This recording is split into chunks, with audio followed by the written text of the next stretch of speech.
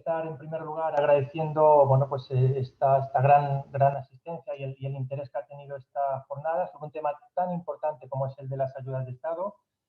Jornada que se enmarca dentro del ciclo formativo de la estrategia de inversiones de Baleares y su ejecución en el marco del plan de recuperación para Europa.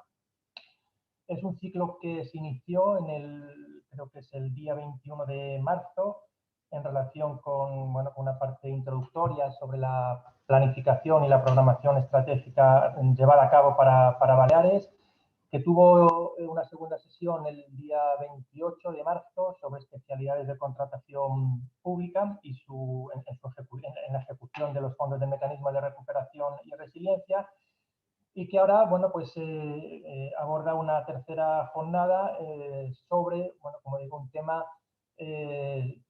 de especial importancia como es el de las ayudas de Estado, y lo es aún más en un contexto como el actual, en el que pues las oportunidades y las fuentes de financiación se han multiplicado en gran medida, en particular por los fondos adicionales del mecanismo de recuperación y resiliencia, pero no solo por ello. Y todo esto nos obliga a ser mucho más exhaustivos o rigurosos en la gestión de las ayudas. También quiero, en segundo lugar, pues, dar las gracias a todas las entidades que han colaborado en la organización de esta jornada, a la Escuela Balear de Administración Pública, como responsable de la formación que se presta a todo el personal de la comunidad autónoma, a la Oficina de Inversiones Estratégicas, que es la encargada de dar el apoyo necesario para la ejecución óptima de estas inversiones estratégicas, muchas de las cuales adoptarán o se materializarán en ayudas que necesariamente tendrán que respetar la normativa de ayudas de Estado. Y en último lugar también agradecer al Instituto de Estudios Autonòmics su colaboración como entidad de referencia en el análisis de los asuntos y de los temas jurídicos y normativos. Gracias a la implicación de todas estas entidades podemos celebrar hoy esta jornada con la que pretendemos mejorar el conocimiento sobre la normativa y la práctica administrativa de la Comisión Europea en materia de ayudas de Estado. En este contexto, pues hay que recordar que los gobiernos nacionales, pero no solamente los gobiernos nacionales, los gobiernos regionales y también los locales desempeñan un papel muy importante en la promoción y en el impulso de la competitividad empresarial a través de las diferentes medidas de promoción económica que pueden llevar a cabo. Y no podemos olvidar que todas estas medidas deben ser compatibles con el mercado interior y, por tanto, no suponer una amenaza para la competencia o para los intercambios comerciales entre Estados miembros.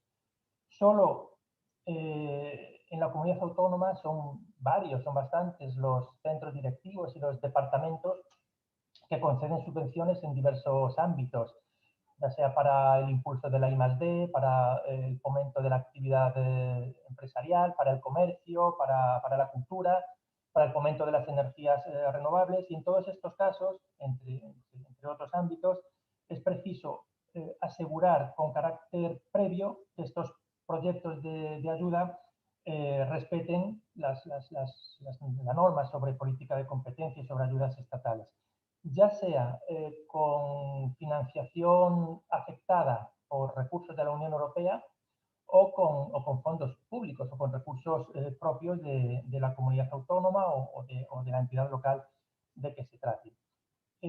Por ello pensamos que es esencial profundizar en el esquema general de las normas comunitarias que conciernen a la competencia, más aún cuando son precisamente pues las administraciones públicas, las administraciones regionales y locales las encargadas de aplicar e interpretar estas normas. Para ello hemos podido reunir hoy a dos especialistas, a dos expertos en la materia, a los que también quiero dar la bienvenida y les agradezco pues su disponibilidad para participar en esta jornada. Una de ellas, seguramente que ya bueno, la recordaréis o la conoceréis porque no es la primera vez que, bueno, que atiende nuestra solicitud para ilustrarnos en esta materia, que es María Muñoz. María es jefa adjunta de la unidad que se encarga del control de las ayudas de Estado para los sectores, si no recuerdo mal, de la agricultura, de la pesca, de la acuicultura, de la Dirección General de Competencia de la Comisión Europea.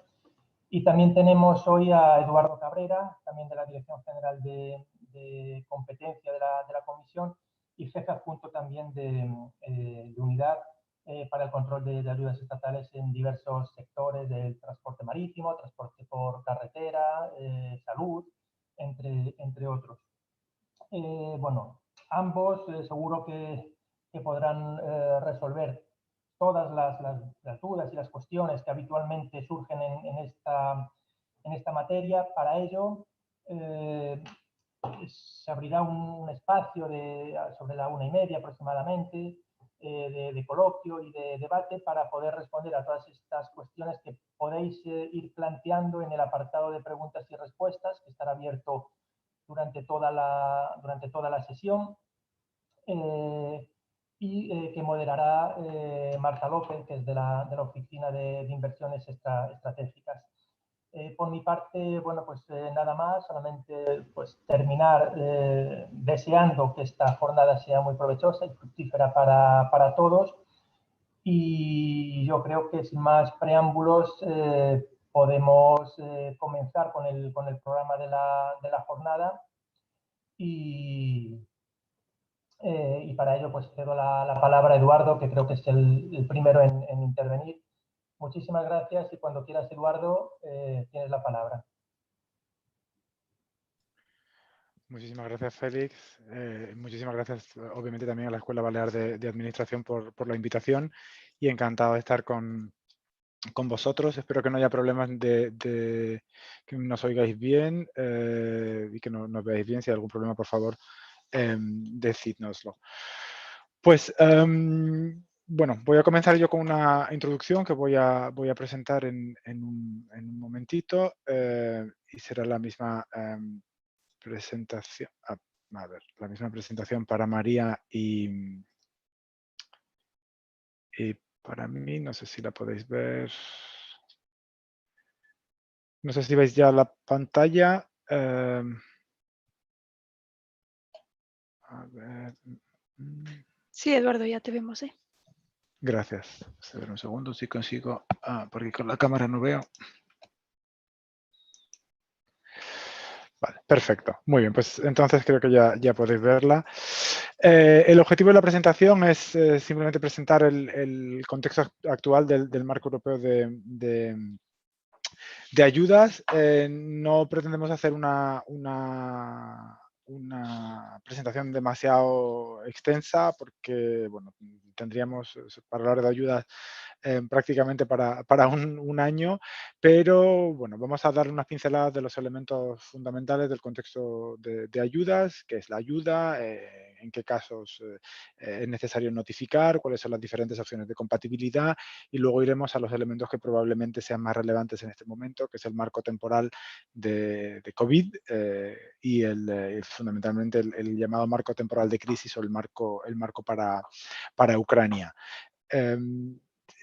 De nuevo, la intención no es hacer una clase magistral sobre todos los elementos de ayudas, con lo cual vamos a pasar, o al menos yo voy a pasar sobre algunos aspectos de manera un poco superflua. Si hay alguna pregunta que se quiere realizar sobre la misma, por favor, hacednoslo saber y la complementaremos con posterioridad durante el turno de preguntas.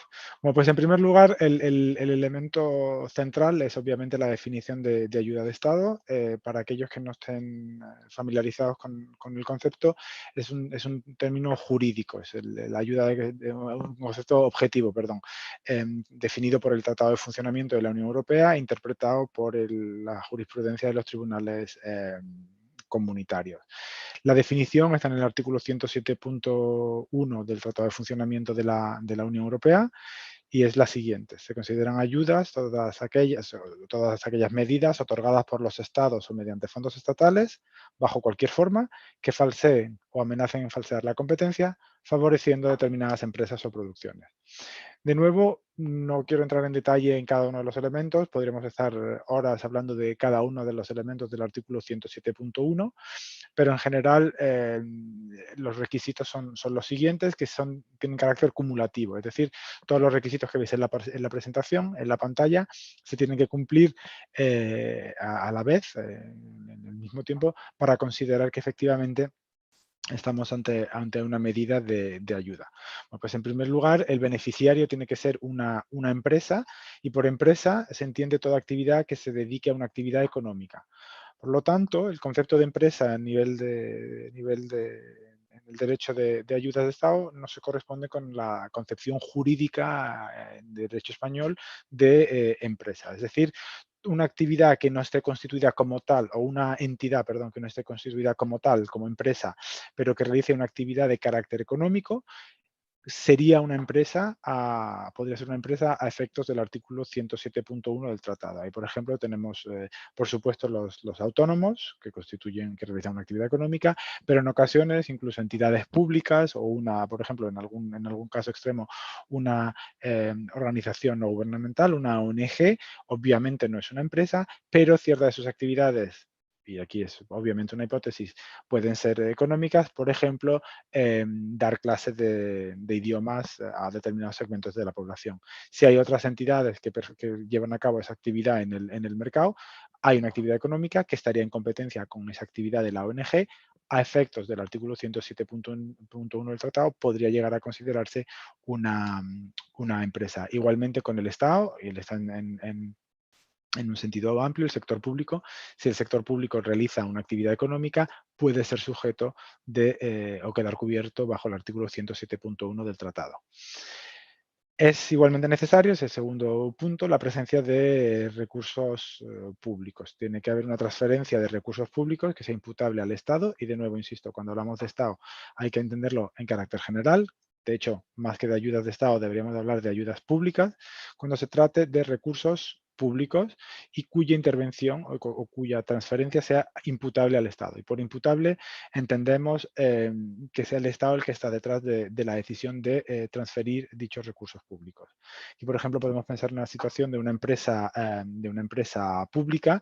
El hecho de que sea una empresa pública la que conceda una medida no la hace necesariamente ayuda de Estado, es necesario demostrar que es el Estado el que está detrás de esa decisión. Es decir, esa empresa pública no ha actuado como lo haría un operador de mercado, sino que precisamente por la influencia del Estado en dicha empresa pública, la acción de la empresa es imputable al Estado. Es un análisis que se tiene que hacer en cada situación, en función de cada medida, y no se puede presumir de carácter general. La medida debe otorgar además una ventaja, que tiene que ser una ventaja directa o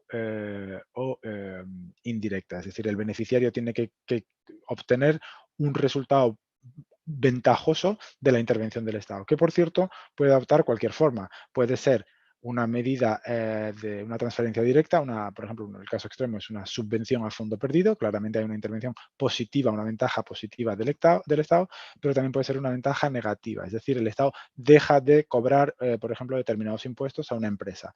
No hay una transferencia como tal de recursos públicos del Estado a la empresa, pero sí hay una falta del Estado, una falta de ganancia del Estado que constituye una ventaja para la empresa.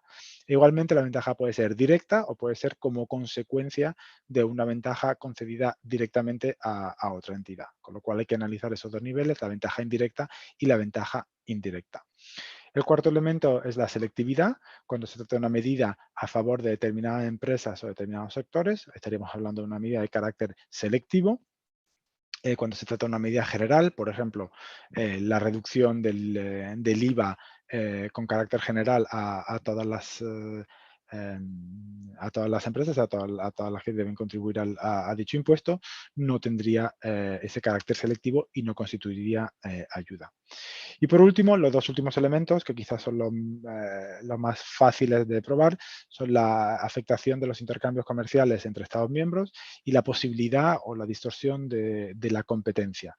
En este caso hablamos en general de estos dos criterios prácticamente unidos, jurídicamente no es 100% correcto, pero en general se analizan de manera conjunta, y aquí en muchas ocasiones nos podemos encontrar con la posibilidad de medidas que por su impacto limitado no afectarían a los intercambios comerciales entre Estados miembros. Sin embargo, hay que tener un poco de cuidado con este criterio porque, bueno, podría imaginarse que en una situación como, por ejemplo, la de las Islas Baleares, bueno, pues se puede pensar que por el hecho de ser islas es un territorio relativamente limitado y las comunicaciones más limitadas con los territorios peninsulares y el resto de la Unión, podríamos encontrarnos necesariamente en esa situación. La realidad es que no es así, porque el Tribunal de Justicia ha sido muy estricto en la interpretación de qué se entiende por afectación de intercambios comerciales entre los Estados miembros.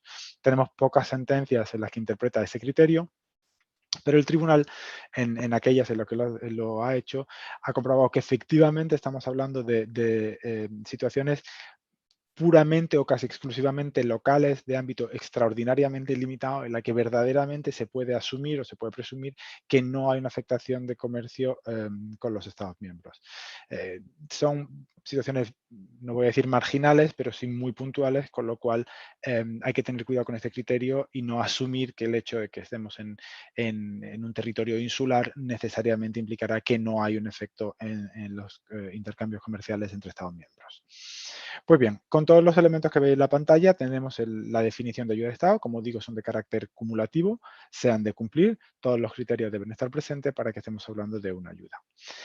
Y la regla fundamental es que las ayudas públicas, las ayudas de Estado, están prohibidas. El artículo 107 prohíbe las ayudas y solo en determinados casos se pueden autorizar. Como decía, el artículo 107.1 establece la prohibición general, cuando dice que serán incompatibles con el mercado interior, es decir, no se pueden conceder y no se pueden autorizar, pero hay ciertas excepciones, ciertos casos en los que se puede aprobar una ayuda. Las reglas fundamentales son el artículo 107.2 y el artículo 107.3, en los que se dice que ayudas serán compatibles en el artículo 107.2 y que ayudas podrán ser compatibles en el artículo 107.3, las veremos en un momento. Hay otras bases jurídicas de compatibilidad para declarar que las ayudas son compatibles con el mercado interior, son el artículo 106.2 del tratado, los servicios de interés económico general, los SIEG o SGI en inglés, y luego el artículo 93, que es la necesidad de coordinación de transporte público o las obligaciones inherentes a la noción de servicio público. El artículo 93 y el artículo 106.2 son un poco particulares, son bases jurídicas específicas y tienen un funcionamiento diverso a las del 107.2 y 107.3, que son las principales en materia de compatibilidad. De nuevo, como decía al principio, no pretendo analizar en detalle cada uno de los elementos, pero creo que es interesante para la audiencia conocer un poco las reglas fundamentales de compatibilidad. Pues bien, en primer lugar, el artículo 107.2 determina qué normas serán compatibles o qué ayudas serán compatibles con el mercado interior.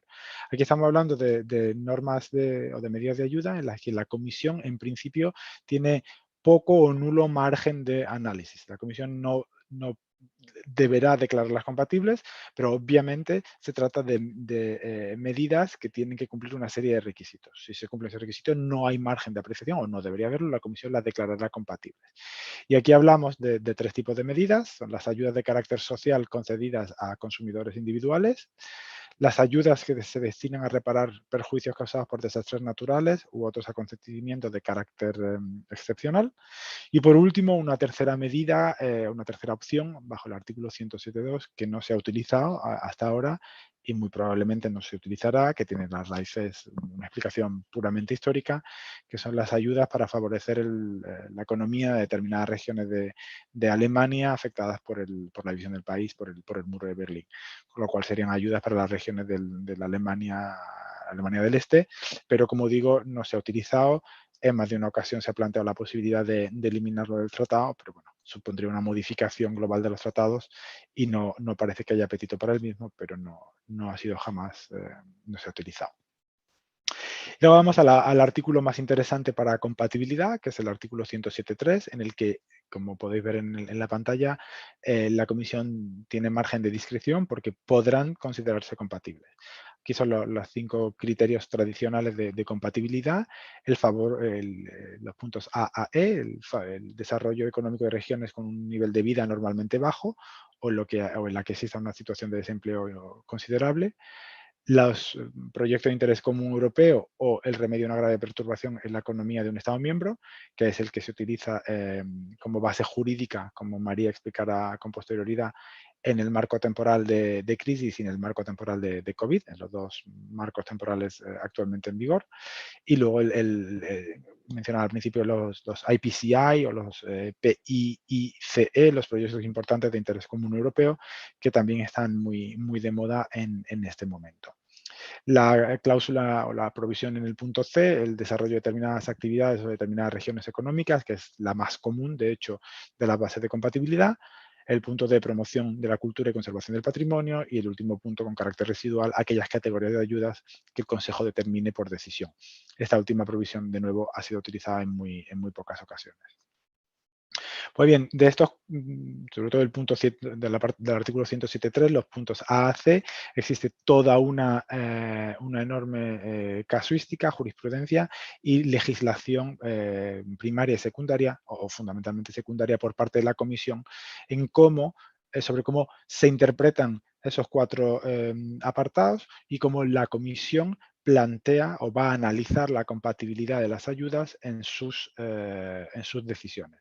La medida en que esa legislación secundaria emana de la propia Comisión vincula a la Comisión, con lo cual toda la normativa, las líneas directrices, los marcos, etcétera, en los que se desarrollan estos bases de compatibilidad, vinculan a la Comisión con posterioridad en sus decisiones y permiten a los Estados miembros y a las autoridades públicas entender cuál es el criterio y el análisis de la Comisión a la hora de analizar dichas medidas de ayuda. Dicho esto, un punto fundamental con el que quizás debería haber, de hecho, comenzado es por qué se controlan las ayudas de Estado. Pues se controlan básicamente para asegurar el buen funcionamiento del mercado interior. El mercado interior, no hace falta que lo diga, es un poco la joya de la corona de la Unión Europea, que quizás damos por hecho en muchas ocasiones, pero por ejemplo durante las negociaciones del Brexit se pudo ver cómo era un elemento fundamental, como los Estados miembros, los 27 Estados miembros, se pusieron de acuerdo en evitar que precisamente por la salida del Reino Unido de la Unión Europea pudiese afectar o pudiese tener un impacto negativo en el mercado interior de los restantes 27 Estados miembros. Y de hecho también durante las negociaciones del Brexit se vio como las ayudas o el régimen de ayudas que el Reino Unido podría conceder a las empresas británicas una vez el Brexit tuviese lugar, fue uno de los elementos fundamentales que llevó a muy difíciles discusiones durante dichas negociaciones. ¿Y por qué es necesario asegurar el buen funcionamiento interior? No solo porque sea la joya de la corona, sino porque es importante garantizar que hay una asignación eficiente de los recursos entre los Estados miembros. No es necesario decir que en la medida en que una administración pública intervenga y conceda una ayuda a una empresa, está interfiriendo en el sistema de competencia efectiva. El ideal sería que el mercado funcione de manera eficiente y de manera eficaz por sí solo, que no sea necesaria intervención pública. Cuando hay una intervención pública, necesariamente hay una interferencia que distorsiona la competencia. Por otra parte, las ayudas actúan como barreras a la entrada de competidores en el mercado interior. Cuanto mayor sea el número de competidores, podemos entender que más eficiente y mejor funcionará un determinado mercado. Las ayudas previenen precisamente eso. Si determinadas empresas reciben ayudas, otras que no existen o intentan entrar y no los reciben, verán dificultada su intervención y se encontrarán en una posición de inferioridad con respecto a aquellas que han recibido ayudas. También muy importante, las ayudas, el control de ayudas existe para evitar lo que llamamos nosotros la carrera de subsidios o la creación de campeones nacionales. Podemos imaginarnos que determinados Estados miembros que tienen una mayor capacidad económica y un mayor una mayor capacidad de gasto.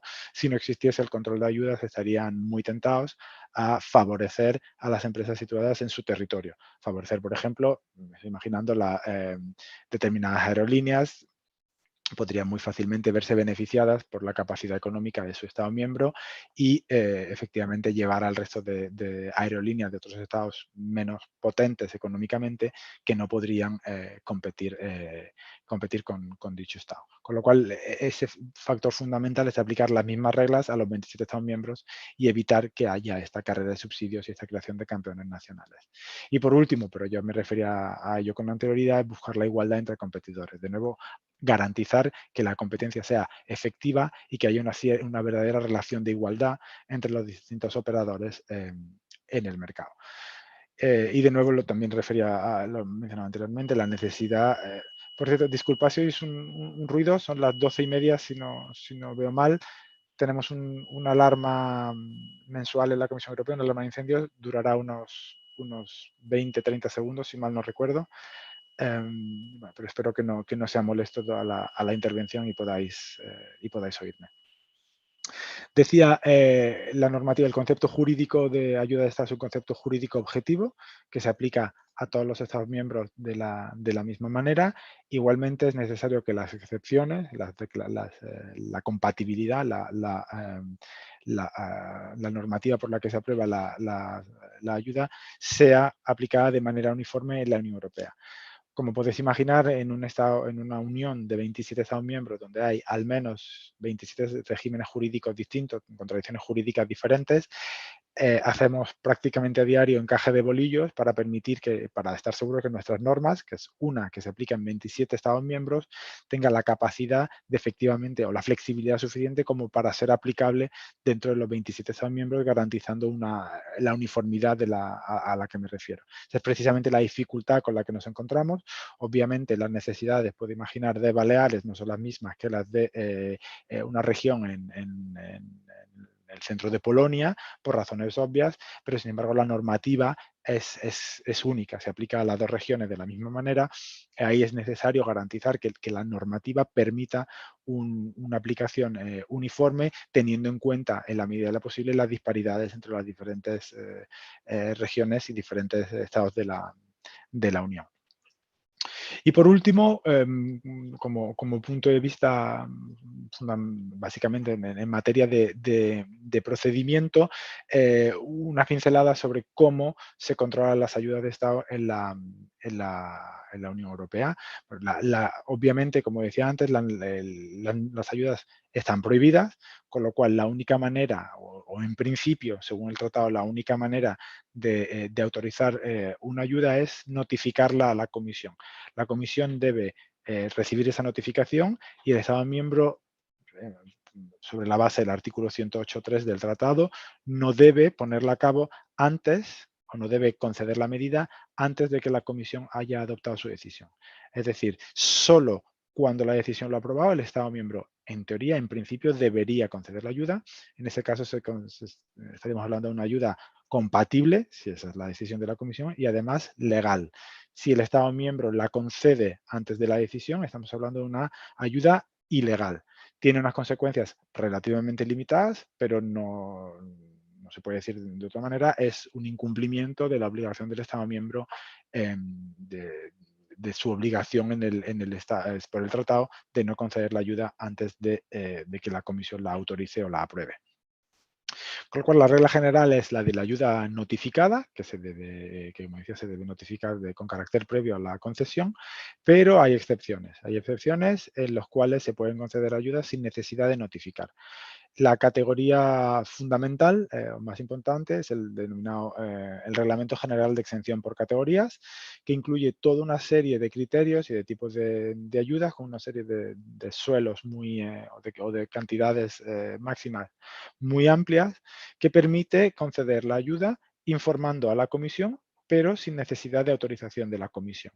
Es decir, si el Estado miembro, la autoridad pública de un Estado miembro, respeta las condiciones específicas del apartado que corresponda del Reglamento General de Exención por Categorías, no hay necesidad de notificar a la Comisión. Se puede conceder inmediatamente. Hay simplemente, a través de un sistema informático, espero que relativamente sencillo, la obligación de informar a la comisión. La comisión registra esa información, pero ni lo tiene que aprobar, ni tiene que analizarlo, ni tiene que comunicar con el Estado miembro. Básicamente, por razones de registro, saber cuáles son las medidas que se han concedido bajo el Reglamento General de Exención por Categorías. Hay otra posibilidad para los servicios de interés económico general, es la llamada decisión SIEC, la decisión sobre servicios de interés económico general, en la que, en la medida en la que estemos hablando de un tal servicio, un servicio de interés económico general, se puede conceder ayuda para ese servicio público sin necesidad de notificar a la comisión. Tiene condiciones específicas, completamente distintas de las del Reglamento General de Exención por Categorías, pero de nuevo son condiciones muy sencillas para permitir precisamente conceder ayuda para determinados servicios públicos sin necesidad de notificar. El tercer elemento, que me supongo que será conocido por gran parte de la audiencia, son lo que se denominan las ayudas de minimis. Las ayudas de minimis son ayudas que por su montante, por la cantidad de dinero de la que estamos hablando, no se considera que tienen un efecto en los intercambios entre Estados miembros y se hace una presunción jurídica de que no son ayudas. Entonces, según el reglamento de minimis, cuando estamos hablando de ayuda concedida a una empresa por un máximo de 200.000 euros por periodo fiscal de 3 años, entonces, en los ejercicios fiscales, en 3 ejercicios fiscales consecutivos, la empresa ha recibido menos de 200.000 euros, la ayuda se puede considerar de minimis.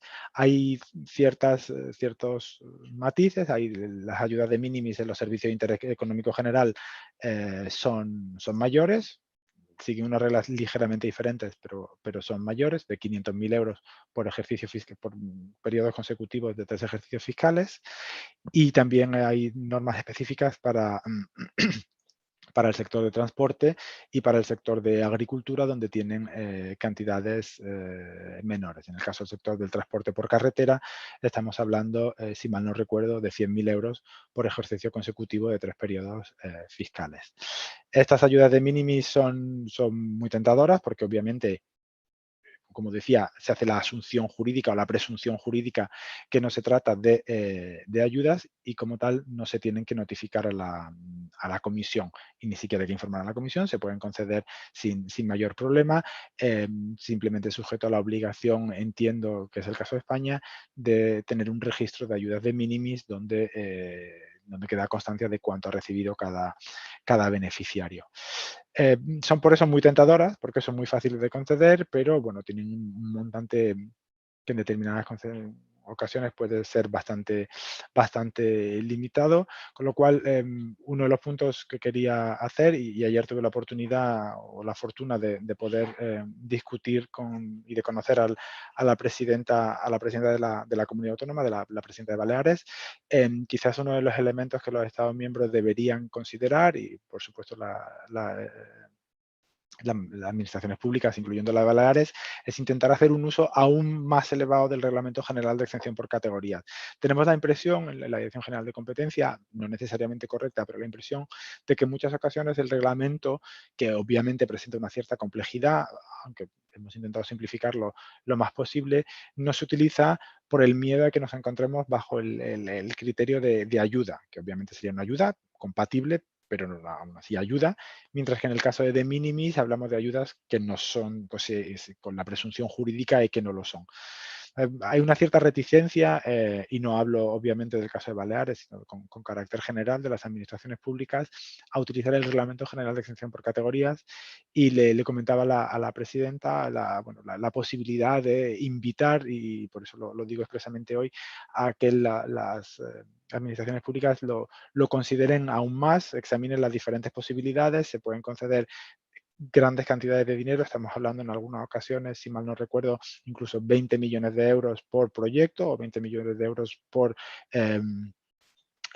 empresa, en función de la categoría de la que estemos hablando, que en una región de un tamaño relativamente limitado, y me refiero obviamente a superficie, como el caso de las Islas Baleares, probablemente pueda permitir conceder gran cantidad de ayuda sin necesidad de notificación previa a la comisión, que siempre tiene un cierto elemento, obviamente, de burocracia que la hace probablemente menos interesante.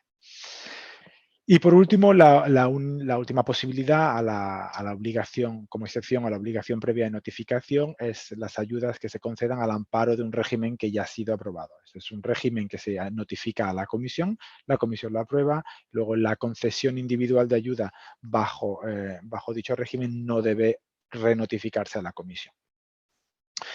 En esa imagen quería un poco visualizar de manera muy rápida y muy general el procedimiento de notificación de la ayuda, que bueno, incluye una notificación o prenotificación, que es obviamente no obligatoria, pero se recomienda para tratar de resolver los asuntos o los diferentes puntos difíciles con carácter preliminar y de manera bastante informal con la comisión. Y después se realiza lo que se llama, una vez notificada la medida, el análisis o la investigación preliminar, en el que la comisión observa la medida, observa la notificación del Estado miembro. Si es necesario, realiza solicitudes de información, envía preguntas al Estado miembro para respuesta. De nuevo, siempre hablo del Estado miembro, aunque el régimen o la medida individual provenga de una comunidad autónoma, porque el interlocutor de la comisión será siempre el Estado miembro. En este caso, obviamente, hablaríamos con el gobierno central o con la representación permanente de España, que sería el interlocutor principal, y se puede, obviamente, siempre discutir también con la administración concedente, local, autonómica o cualquier otro grado, pero siempre teniendo en cuenta que el interlocutor es el Estado miembro, en este caso el gobierno, en este caso España, el Reino de España. Pues bien, esta solicitud de información, una vez recibidas las respuestas, si estamos hablando de una ayuda notificada, una ayuda que no se ha concedido antes de la decisión de la comisión, la comisión debe tomar una decisión, está jurídicamente obligada por el tratado a tomar una decisión a partir de 2 meses desde que desde que la notificación es completa. Es decir, cuando la comisión considera que tiene toda la información que necesita para adoptar una decisión, tiene un plazo jurídico de 2 meses para adoptarla. Y ahí se pueden adoptar en esa fase 3 tipos posibles de decisiones. Una decisión de no ayuda, se puede perfectamente considerar que la medida que se ha notificado al final no reúne los requisitos de una ayuda y por lo tanto no debe no debería haber sido notificada, o bien que la ayuda es compatible, lo que se llama una decisión de no objeción. La comisión no objeta a la ayuda sobre la base que es A, ayuda, y B, que es compatible en función de alguno de los criterios de compatibilidad que veíamos antes del artículo 107.2 o 107.3 del tratado. Si la comisión tiene alguna duda sobre la compatibilidad de la ayuda, la comisión está obligada, de nuevo por el tratado, a abrir lo que se llama el procedimiento formal de investigación o la investigación formal. Básicamente es una decisión de la comisión en la que explica el mecanismo de la ayuda, los intercambios que ha habido con el Estado miembro, explica cómo funciona la ayuda y las razones por las cuales la comisión tiene dudas sobre la compatibilidad. De momento estamos hablando única y exclusivamente de una duda de la comisión. La comisión no toma una posición formal sobre la presencia sobre la compatibilidad o no de la ayuda, simplemente expresa dudas. Esa investigación, esa decisión abriendo el procedimiento de investigación formal se publica en el Diario Oficial de la Unión Europea. Cualquier persona obviamente la puede comentar y puede realizar observaciones, el Estado miembro y todas las partes interesadas. Hay una serie de pasos procesales o procedimentales que tienen que tener lugar, se intercambian las observaciones, se comparten las observaciones de esas terceras partes con el Estado miembro para que el Estado miembro de nuevo comente, en fin, una serie de pasos a los que jurídicamente estamos obligados, y a partir de ese momento la comisión, sin un periodo de tiempo determinado, con lo cual cuando se abre una investigación formal los plazos necesariamente se alargan, puede tomar 4 tipos de decisiones. De nuevo, la comisión puede concluir que sobre la base de la información que ha recibido a través de terceras partes y a través de los Estados miembros tras abrir la investigación, puede concluir que la medida no es ayuda, puede tomar una decisión positiva, considerar que las dudas de la compatibilidad se han resuelto y la medida es compatible. Puede tomar una decisión condicional, la medida es compatible sujeta a una serie de condiciones, o bien que impondría la comisión, o bien una decisión negativa en la que la comisión considera que la medida no es compatible y por lo tanto, al hablar de una ayuda notificada, una ayuda que no ha sido aún concedida, el Estado miembro, la autoridad, la administración pública, no puede conceder esa ayuda. Esa es la regla general cuando hablamos de ayudas ilegales, y reitero, las ayudas ilegales son ayudas concedidas sin haber esperado a la decisión de la Comisión. El procedimiento es el mismo, excepto que obviamente no hay prenotificación. La Comisión puede iniciar la investigación ex officio si tiene información sobre la medida, por ejemplo, a través de la prensa, como ha ocurrido en más de una ocasión, o a través del Estado miembro que notifica el Estado miembro por sí mismo una ayuda a pesar de que sea ilegal, o bien a través de una denuncia. El procedimiento es exactamente igual. La única diferencia es que, como sería una ayuda que ya se concedió, de la que ya disfruta el beneficiario, en el último elemento, en caso de que la decisión final fuese una decisión negativa, la Comisión puede, salvo en algunas ocasiones, pero son muy limitadas, la Comisión tiene en principio la obligación de solicitar la recuperación de esa ayuda ilegal del beneficiario.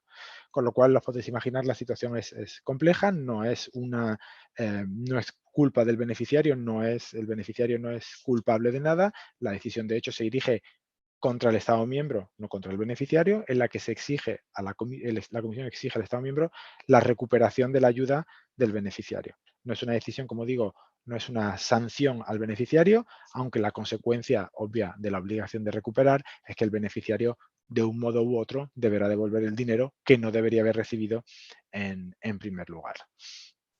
Pues bien, esa es la pincelada sobre el funcionamiento en términos de procedimientos de las ayudas, que completa un poco esa pincelada general que quería dar sobre qué son las ayudas, las bases de compatibilidad y cómo y por qué se controlan las ayudas.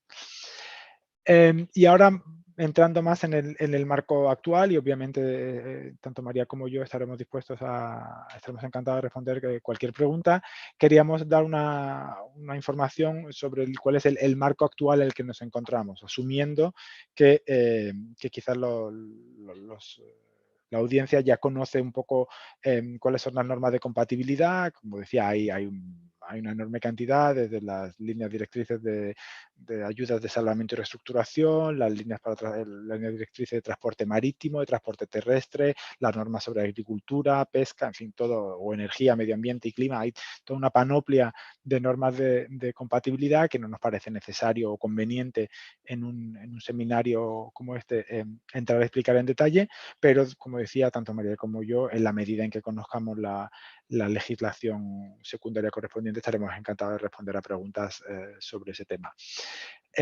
Ahora quería presentar un poco la situación actual en la que nos encontramos, ese contexto actual al que me refería al inicio de la presentación, que obviamente viene marcado por la COVID-19, por la pandemia de la COVID, que empezó hace un poco más de 2 años, y explicar cuál fue la reacción de la Comisión. La reacción de la Comisión fue una reacción, espero que al menos así se apreciase, muy rápida y muy decidida. La Comisión entendió muy rápidamente que la COVID-19 y la pandemia creada por la COVID-19 y las consecuencias de la pandemia iban a marcar profundamente, probablemente de por vida, a la Unión Europea y obviamente a todos los Estados miembros, y decidió dar un paso adelante. Ese primer paso adelante es el marco financiero plurianual, el FMP 2021-2027, que obviamente no es específico en fin,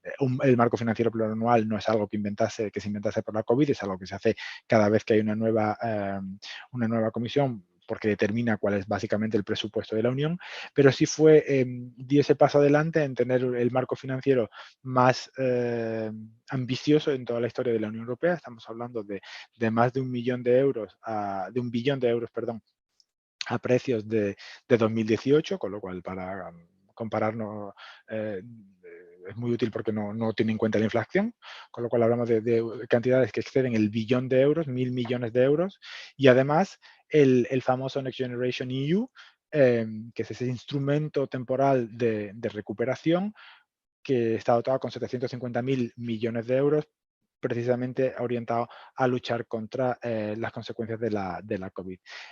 Por cierto, me refería antes a los precios de 2018, la diferencia que veis entre los 750.000 millones de euros y el gráfico donde se habla de 806.000 millones de euros, es precisamente mientras que los 750.000 son a precio de 2018 sin inflación, los 806.000 son precios en 2020, teniendo ya en cuenta los efectos de la inflación. Y el elemento fundamental del plan Next Generation EU es el marco, el mecanismo de recuperación y resiliencia, el FRR o el RRF, como lo llamamos en nuestra jerga, que es ese elemento central con un total de 672.500 millones de euros que se conceden a los Estados miembros, tanto en subvenciones como préstamos. Y esos 672.500 millones de euros tiene como beneficiario principal o como uno de los beneficiarios principal, obviamente a España, razón por la cual España presentó entre los primeros y se aprobó entre los primeros planes de recuperación y resiliencia que estamos ya en fase de implementación en este momento.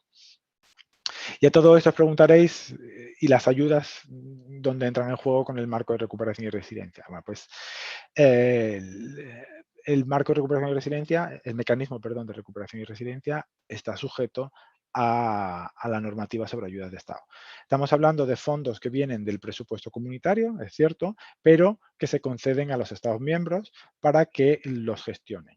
Y por lo tanto, en la medida en que el Estado miembro tiene un margen de discreción en cuanto al uso que va a dar a las ayudas bajo su Plan Nacional de Recuperación y Resiliencia, se convierten en ayudas. De ahí la obligación de que estén sujetas al artículo 107.1 y que se consideren, como decía, ayudas. Es cierto que el Plan de Recuperación y Resiliencia debe ser aprobado por el Consejo, analizado por la Comisión, pero aprobado por el Consejo, pero no es menos cierto que es el propio Estado miembro el que va a determinar, dentro de ese marco general que es el reglamento del mecanismo de recuperación y resiliencia, el Estado miembro es el que va a decidir en qué se van a utilizar los fondos y cómo se van a utilizar los fondos.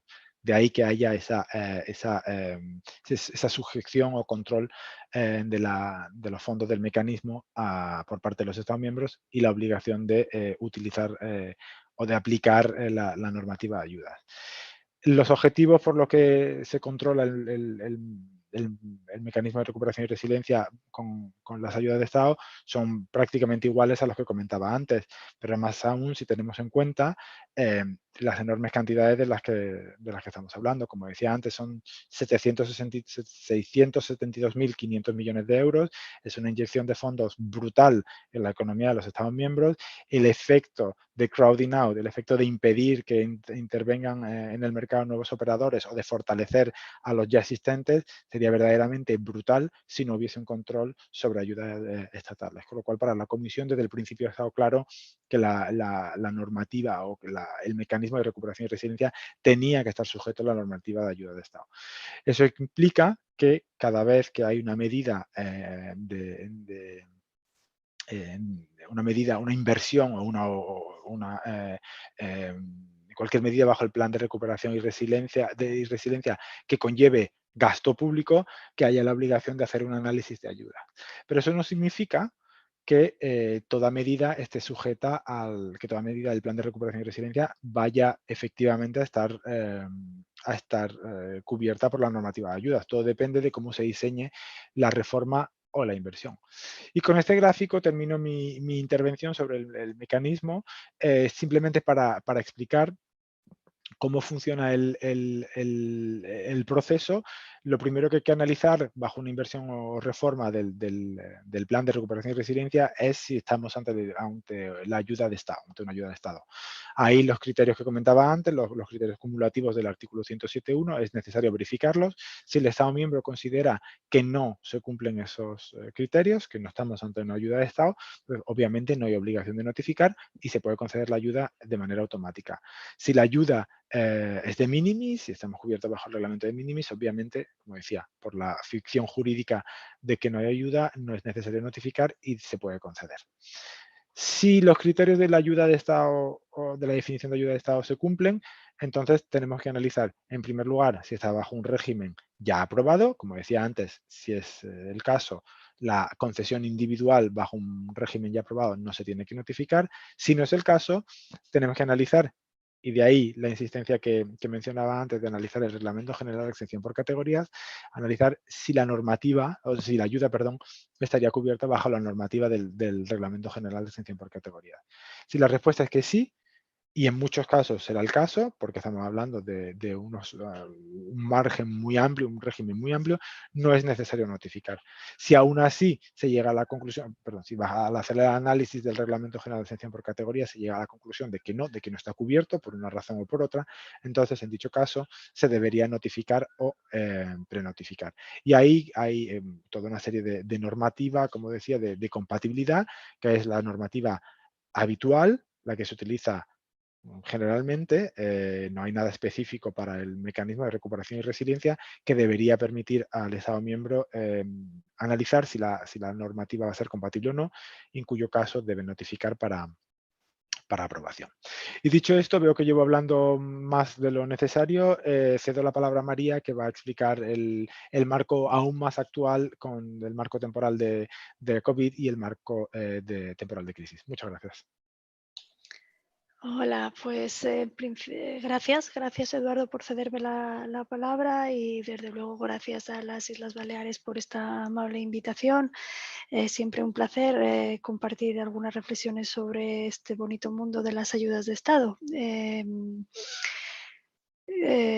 Empecemos por el principio.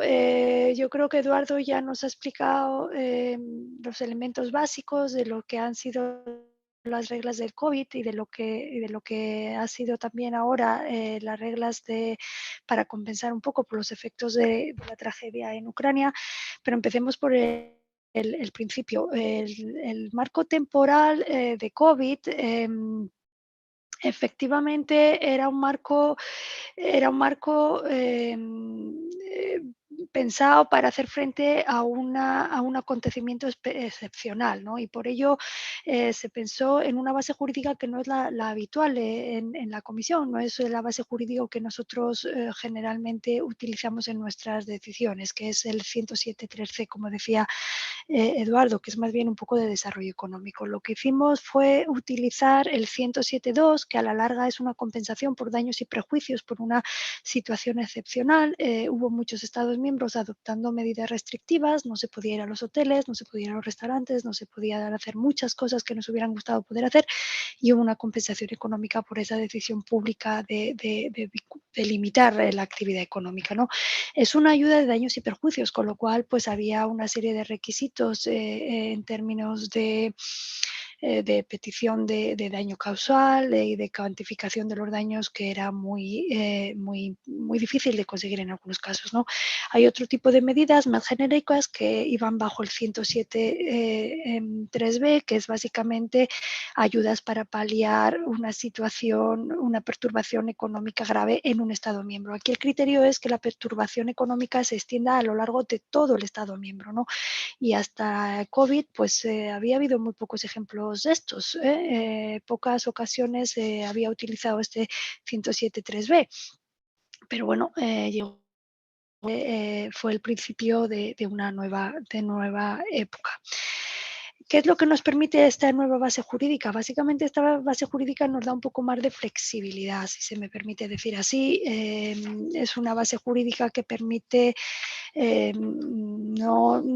quizá no pedir toda la cantidad de información y de detalle que pedimos en una decisión normal de ayudas, como mi compañero os ha explicado. ¿Qué es lo que va a pasar ahora con el COVID? Bueno, pues lo que nos preguntamos un poco todos, ¿no? El Temporary Framework, o el marco temporal, perdón, está todavía en vigor hasta junio del 2022 y algunas secciones, las 13 y 14, hasta finales del año. ¿Se va a prorrogar? Pues eso es una decisión que todavía no se ha tomado, que decidirá nuestra comisaria, por supuesto, y el colegio de comisarios. Pero bueno, esto era una medida una base jurídica que, como su propio nombre dice, era temporal, es decir, era pues para paliar los efectos del COVID. Si el COVID deja de existir, o si el COVID a un momento dado pues ya no es tan vehemente como lo ha estado siendo, quizá se deje de aplicar, ¿no? Por ello, bueno, si España, si las Islas Baleares, si algún otro Estado miembro considera que todavía hay regímenes, hay medidas que tienen necesidad de ser adoptadas ante este Temporary Framework, pues la tempística es clara. Esto se puede hacer para la mayor parte de las medidas hasta junio de este año. ¿Qué decirles de este Temporary Framework? Bueno, uno de los regímenes, de las secciones que más se han utilizado, como no podría ser de otra manera, es la sección 3.1, que a la larga es una ayuda de cantidad limitada, ¿no? Son 2,3 millones en general y en agricultura y pesca son menores, son 290 o 345. Es una ayuda un poco que no la queríamos llamar de minimis porque no queríamos crear confusión y no queríamos tampoco crear la expectativa, como decía mi compañera, de que esto no es ayuda. Esta sí es una ayuda de Estado, esta ayuda de cantidad menor, ¿no? Solo que su declaración de compatibilidad pues ha sido bastante flexible. No se exige grandes explicaciones, no se exige grandes pruebas, simplemente una justificación obvia, ¿no?, de que la ayuda venía a responder a unos efectos de la COVID, ¿no? También se pedía, por ejemplo, que fuera a través de un régimen de ayudas, no ayudas individuales. ¿Y por qué esto? Pues también la razón es obvia, porque cuando hay un régimen de ayudas tiene una aplicación más general a los sectores y por lo tanto la distorsión de la competencia se supone que es menor. Las secciones que también pues, han dado mucho juego son la 3.11, que son las de recapitalización. Muchas empresas que han necesitado recapitalización, pues porque su actividad económica venía limitada y en muchas ocasiones había incluso riesgo de continuidad.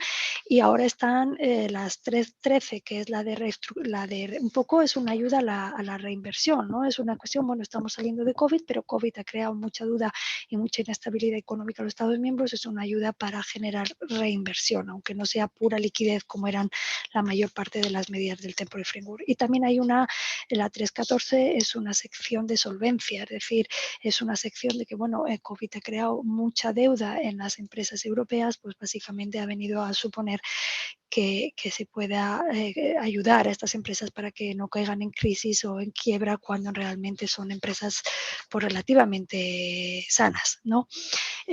¿Cómo se han ido adoptando estas decisiones? Pues había unos formularios de notificación propios, ha habido unos formularios de decisión propios y yo creo que sería justo reconocer a la Comisión y a nosotros que hemos hecho todo lo que hemos podido para que estas decisiones se adoptaran en tiempos récord. Desde luego los funcionarios de la Unión, aquí ha habido compañeros trabajando noche y día para que esto fuera así.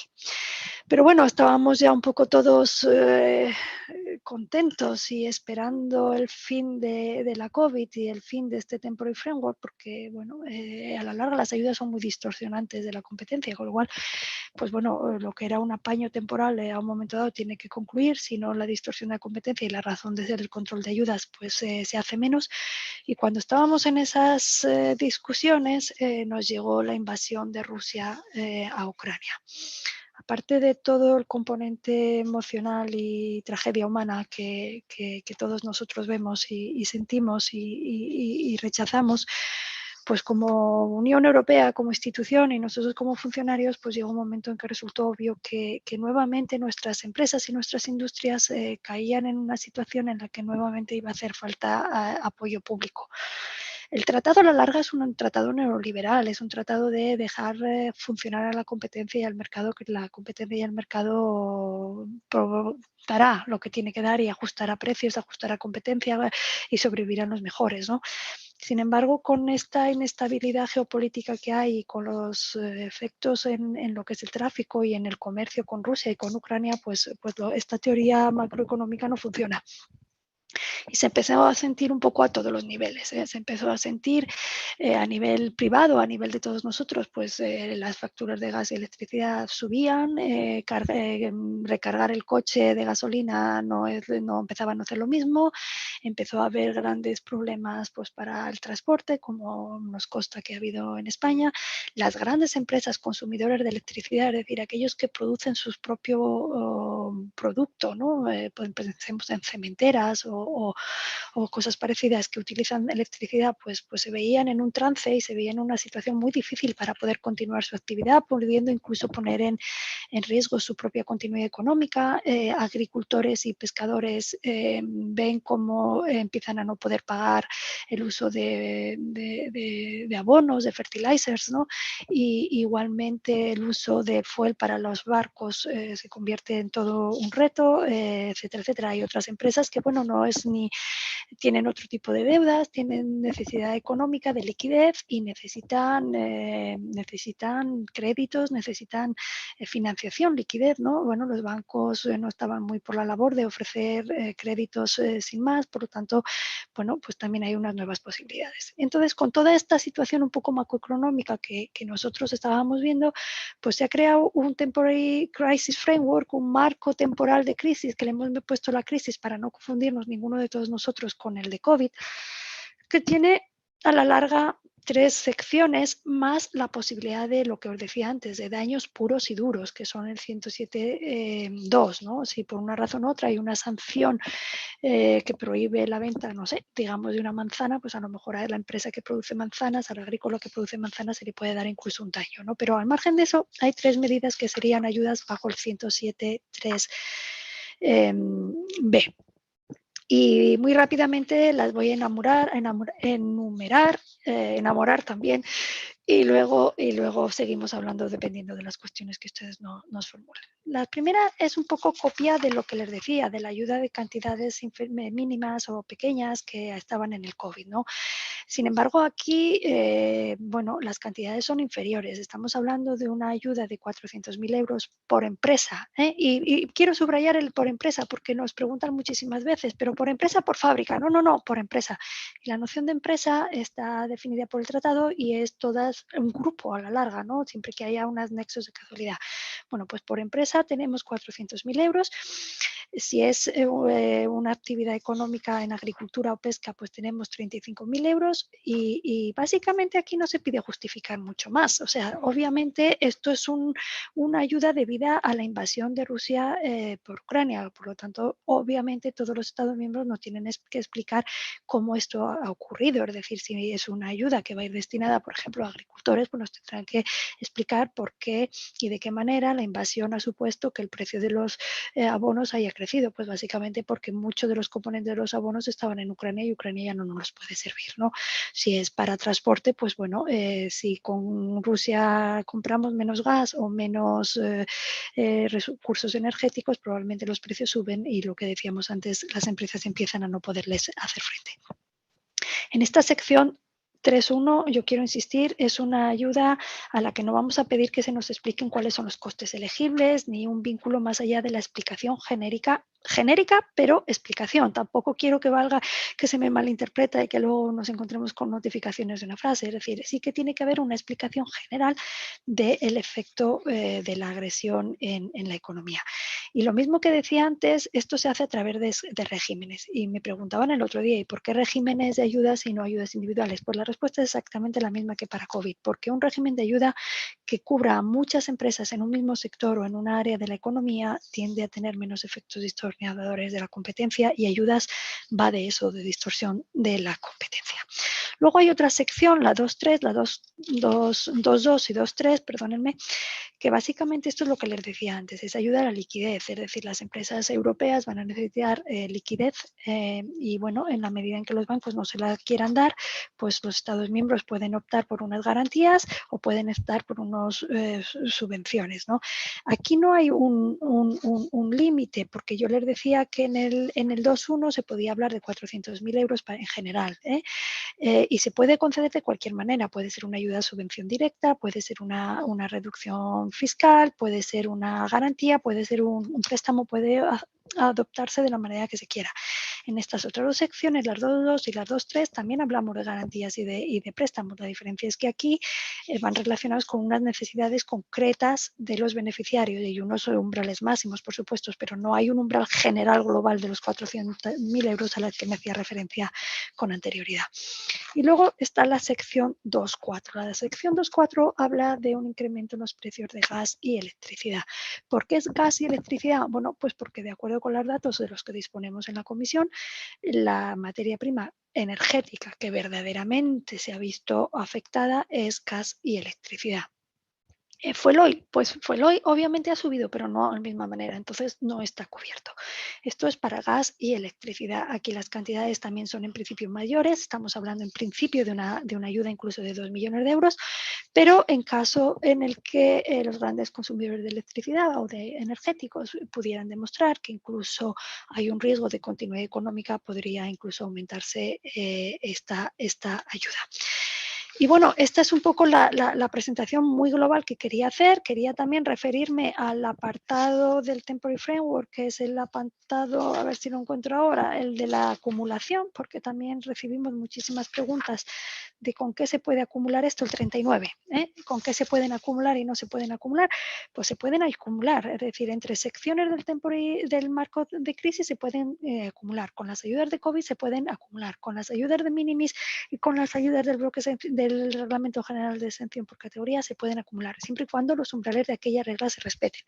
Por ejemplo, me decían, ¿se puede acumular para minimis? Sí, si por ejemplo un Estado miembro hace un régimen de estos de ayudas limitadas en el que no me tienen que explicar exactamente cuáles son los costes elegibles, pues podría haber una ayuda de minimis también en la que no están claros los costes elegibles. Obviamente, si los costes elegibles se definen y estamos hablando de una ayuda para lo mismo, pues obviamente siempre hay reglas de no sobrecompensación, porque se trata de ayudar, no se trata de tirar dinero público que es de los ciudadanos. Y bueno, yo creo que lo voy a dejar aquí, porque hemos hablado demasiado nosotros y a lo mejor es el momento de que hablen ustedes y nos pregunten pues lo que tengan a bien preguntar.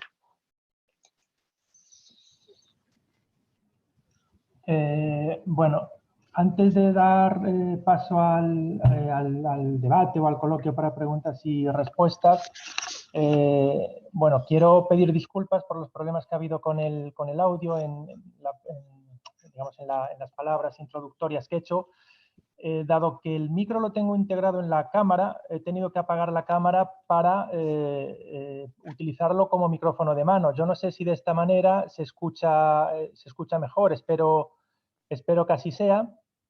Y sí que teníamos previsto compartir una última presentación con todos los asistentes en relación con una nueva instrucción que se ha aprobado por parte del Gobierno de la Comunidad Autónoma en relación con el procedimiento de notificación y comunicación de las ayudas estatales. Voy a tratar de compartir pantalla.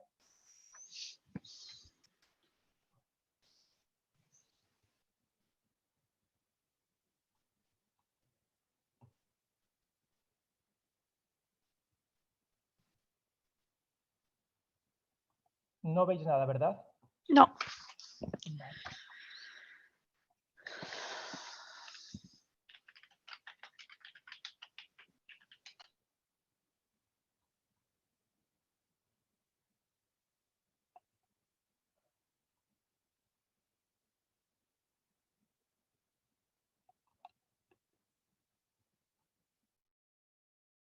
Vale. Ahora sí, ¿verdad? Sí, Félix, ahora lo vemos.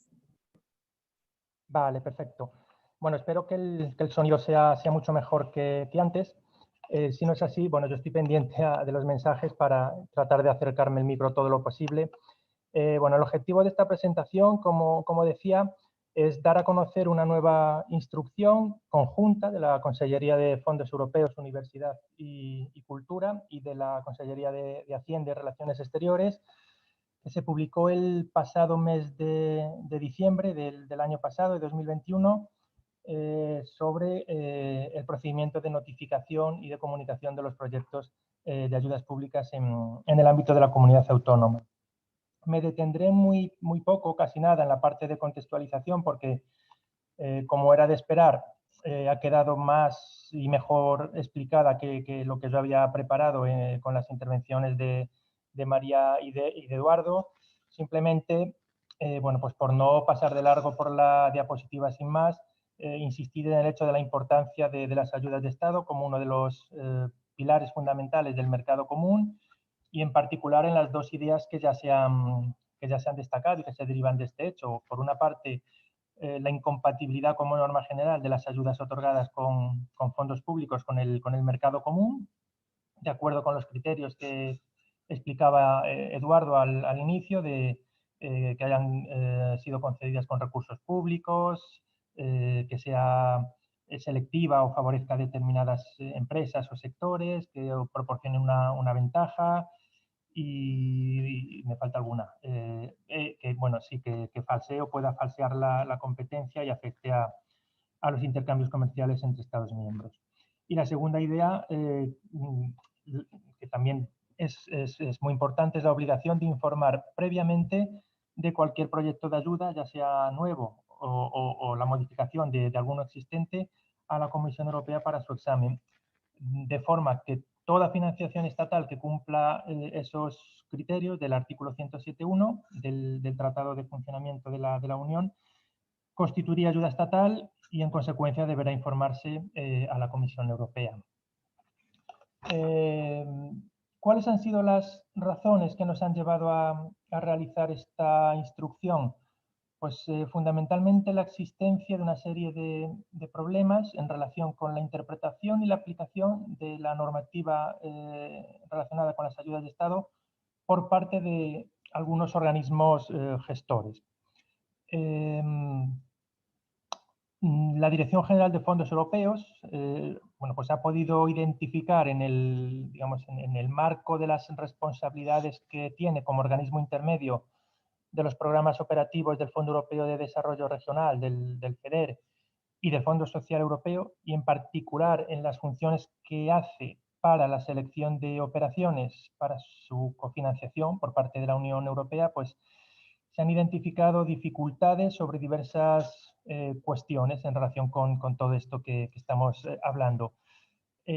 ¿Cuáles han sido estos problemas? Pues por una parte, bueno, falta de conocimiento o dudas significativas en algunos organismos concedentes en relación, por ejemplo, con el ámbito de aplicación. En algunos casos se entendía que solamente afectaba a aquellas ayudas que pudieran estar afectadas por financiación europea o comunitaria, del FEDER, del Fondo Social o del Mecanismo de Recuperación y Resiliencia ahora, o del nuevo instrumento de ayuda a la recuperación del REACT-EU o cualquier otra fuente de financiación comunitaria, cuando en realidad es una materia que se enmarca no dentro de la política de cohesión, sino dentro de la política de competencia y comprende a cualquiera que se conceda con fondos públicos. Esto es una cosa que entendemos que hay que recalcar porque no es un tema que afecte exclusivamente a aquellas convocatorias de ayudas o aquellas subvenciones o aquellos proyectos de ayuda que tengan afectada financiación europea, sino a cualquier fuente de financiación pública. También hemos visto bueno, pues dudas en relación con las diferentes alternativas u opciones a las que se pueden someter las convocatorias y que también ya han sido ampliamente comentadas tanto por Eduardo como por María, ya sea la regla de minimis, los regímenes que ya estén declarados por la Comisión Europea como compatibles, los reglamentos el reglamento de exención por categorías, etc. En este sentido, también hemos detectado pues, determinadas dudas o problemas de entendimiento sobre todas estas opciones a las que se podrían someter o acoger los proyectos de ayuda. Y cuando, bueno, ahí pongo alcance de la información, nos estamos refiriendo también a que no solamente debe reportarse información sobre el proyecto de ayuda que se esté preparando a través de la base de datos nacional de subvenciones, que es lo que siempre hace el organismo gestor, sino que también se debe informar, en algunos casos, a través de, bueno, pues de la aplicación SANI, bueno, cuyo uso es obligatorio para la presentación de notificaciones de ayuda estatal a la Comisión, y que es lo que desde la Dirección General de Fondos Europeos hemos venido haciendo siempre que se nos ha informado de estos proyectos de ayuda. Evidentemente no se nos escapa ninguno que lleva fondos europeos porque somos los encargados de seleccionar estas operaciones para su cofinanciación y queremos pensar que tampoco se nos escapa ninguno de los demás proyectos, aun cuando nos lleven financiación europea. Otros, digamos, otros problemas que hemos detectado, no, que todos podemos constatar, es que no existe digamos, en la estructura orgánica de la comunidad autónoma ningún órgano que tenga asignadas las competencias de coordinación y control de las ayudas públicas en el seno de la CAID. Esto no quiere decir, evidentemente, que esta función no se realice y no se desarrolle, porque se está haciendo por parte de esta Dirección General, pero el decreto de funciones, el decreto 11/2021 de la Comunidad Autónoma, no atribuye a ningún centro directivo estas funciones, lo cual a su vez pues lleva a que tampoco haya existido hasta ahora un procedimiento formal para la comunicación y notificación de las ayudas de Estado. Y todo ello, pues claro, vienen a ser ingredientes de un escenario que implica riesgos significativos, riesgos relevantes, que podrían desembocar, como también se ha dicho, en el peor de los supuestos, en el reintegro de las ayudas que se hayan podido conceder indebidamente. A esto, además, hay que añadir la mayor necesidad de este tipo de medidas de apoyo y de impulso en el contexto actual, que como ya pues, se ha comentado, pues aún se pueden dejar sentir los efectos negativos de las consecuencias económicas que ha provocado la crisis sanitaria del coronavirus. Además, tenemos la ejecución de los fondos europeos, del paquete de ayudas de Next Generation y sobre todo de los fondos del Mecanismo de Recuperación y Resiliencia, que es el más importante por su volumen. Y hay que añadir igualmente, pues, bueno, lo que comentaba al final María, el impacto económico que se está notando también en determinados sectores a raíz de la invasión de Ucrania por Rusia, que es lo que ha motivado que, bueno, que la Comisión Europea haya aprobado recientemente un nuevo marco temporal. Y todo esto pues, hace imperioso regular el procedimiento de notificación y comunicación, que a nivel estatal pues, sí que me ha parecido conveniente decir que se recoge en un Real Decreto del año pues, 87, es decir, que ya ha llovido bastante desde entonces y para Baleares pues, ya cualquier día que pasara pues era ya demasiado. Todo esto, como digo, bueno, pues nos ha llevado a aprobar esta instrucción. Como decía al inicio, es una instrucción conjunta de la Consellería de Fondos Europeos y de Hacienda, y que, aunque su ámbito de aplicación afecta a las ayudas públicas que se establezcan con cargo a los presupuestos de la Administración de la Comunidad Autónoma o de su sector público instrumental, con independencia, quiero insistir, de si están afectadas total o parcialmente por recursos de la Unión Europea o no, sí que quiero destacar que es un referente, esta instrucción creo que muy útil también para las administraciones locales de cara a asegurar que sus ayudas se adecúen a la política de competencia de la Unión Europea. Tiene un doble objetivo. Por un lado, clarificar el régimen aplicable a las ayudas de Estado que deben comunicarse o notificarse, lo que dependerá de si se trata, como digo, de ayudas sujetas a la regla de minimis, que estén sometidas al procedimiento de comunicación por poder acogerse al reglamento de exención por categorías, u otras ayudas que pueden estar sometidas pues, a un procedimiento de notificación por superar el límite mínimo de excepción o de notificación. Y el segundo objetivo es, bueno, pues clarificar el procedimiento de comunicación o notificación en función de lo anterior. El principal instrumento que proporciona esta instrucción es una especie de herramienta de autoevaluación para reconocer si el proyecto de ayuda que se está preparando entra dentro del concepto de ayuda estatal. Las 5 primeras preguntas están orientadas a verificar si estamos en ese supuesto, en el caso de una ayuda de Estado. De hecho, bueno, pues se interroga sobre los 5 criterios o condiciones que delimitan o definen este concepto. La sexta pregunta, que es la que está ahí en color verde, viene a ser la consecuencia de las 5 anteriores. Si hemos respondido afirmativamente a todas ellas, pues entonces estaríamos en ese supuesto. Y las 2 últimas están dirigidas a facilitar el análisis previo de la compatibilidad. Respondiendo pues a todas estas cuestiones, pues nos conduce a reconocer si el proyecto de ayuda que estamos preparando pues es o no es una ayuda estatal, o entra o no entra dentro de este concepto. En este siguiente esquema hemos tratado un poco de recoger las diferentes, de recoger las posibilidades más comunes o más habituales en las que nos vamos a encontrar. Si estamos hablando de ayudas que pueden acogerse a la regla de minimis, pues no es necesario, como ya se ha dicho, hacer absolutamente nada, dado que gozan de esa presunción que comentaba Eduardo de no ser, tener ese tratamiento, esa consideración de ayuda.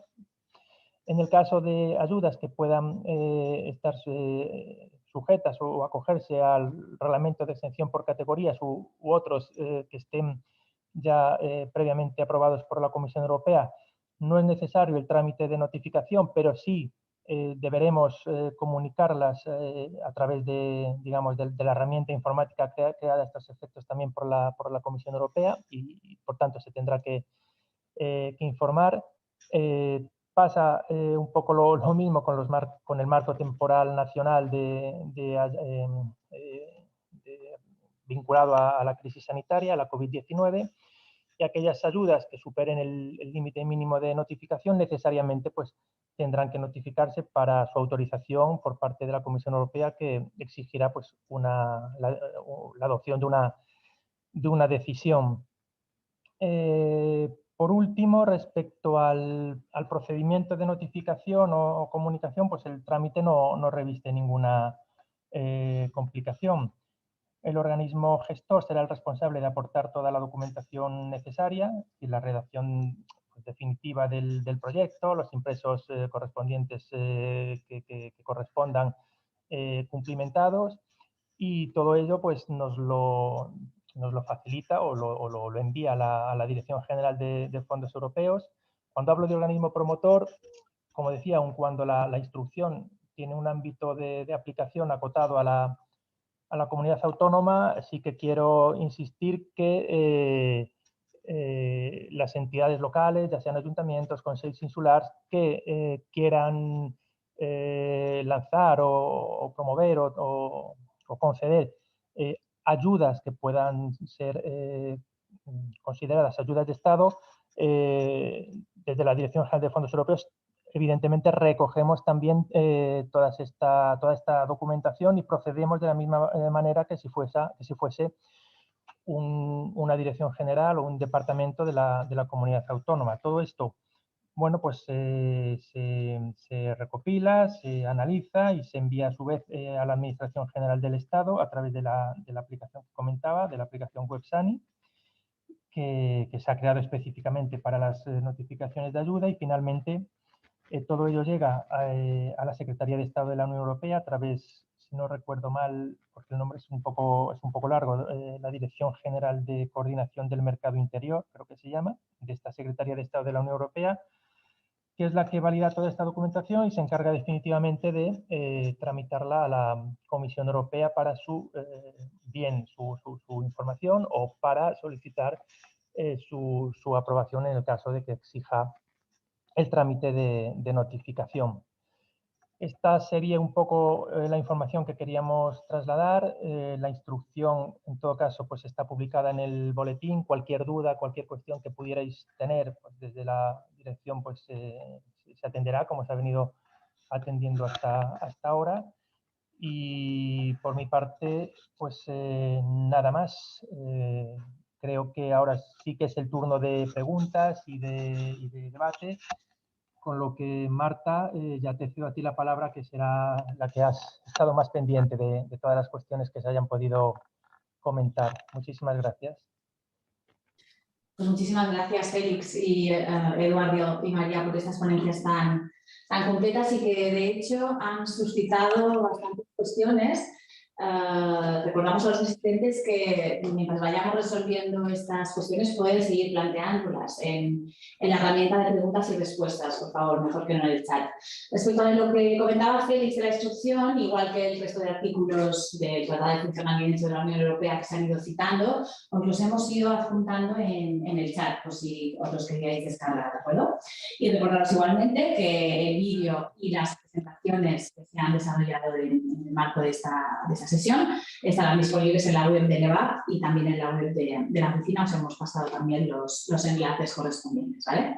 Si os parece, empezamos por diversas cuestiones que de hecho María ha ido ya respondiendo por escrito. Simplemente haré un comentario para que, por si todos los asistentes puedan tener el conocimiento, ¿no? Una de las primeras cuestiones que se ha suscitado era en relación a que si el resultado de la investigación que realiza la Comisión Europea es negativo, es decir, considera que no se ha respetado la normativa de ayudas de Estado, ¿podría el Estado miembro asumir el coste de reintegrar los fondos a la Comisión y no pedir el reintegro a los beneficiarios de las ayudas? Es un no rotundo. María lo ha contestado así claramente, porque de lo que se trata es de volver al status quo, como decía ella, previo a la concesión de dicha ayuda. Entonces, si el Estado no iniciase este procedimiento de reembolso, la Comisión exigiría al Estado que lo hiciese, ¿no? Y había también otra pregunta que María ha contestado por escrito en relación con el concepto de ayuda de Estado. Se hacía referencia a una comunicación de la Comisión de 2016, la C26201. A ver si considerabais que era un buen referente para tener claro. Confirmaba que sí, que esta comunicación contiene un concepto de ayuda de Estado, pero que también existen guías y otros documentos aclaratorios que pueden ser de interés, ¿no? Parte de esta documentación está obviamente en la web de la Comisión, pero también miramos de recogerla en nuestra web de la oficina. No sé si respecto de estas dos primeras preguntas queréis hacer alguna otra aclaración o comentario, María o Eduardo. No, la primera pregunta, aparte de que es el status quo, o sea, no, como decía Eduardo, no es una sanción. Entonces, un Estado miembro da una ayuda ilegal e incompatible a un beneficiario, es decir, le da un dinero que no es suyo, la consecuencia es que lo tiene que devolver.